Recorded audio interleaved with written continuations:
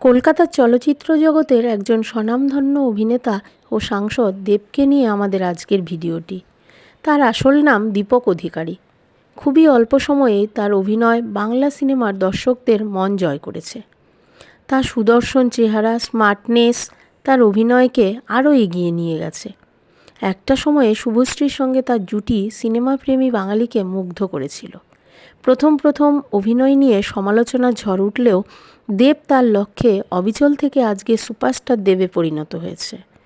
1982 সালে 25শে ডিসেম্বর মহেশখালী নামে এক গ্রামে দেব জন্মগ্রহণ করেন। তার পিতার নাম গুরু অধিকারী এবং মাতার নাম মৌসুমী অধিকারী।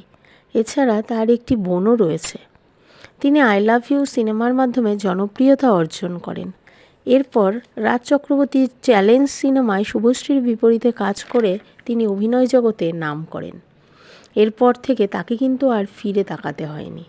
দুই পৃথিবী, চ্যালেঞ্জ 2, সেদিন দেখা হয়েছিল, পাগলু, রোমিও, চাঁদের পাহাড়, অ্যামাজন অভিযান প্রভৃতি সিনেমায় কাজ করেন দেব।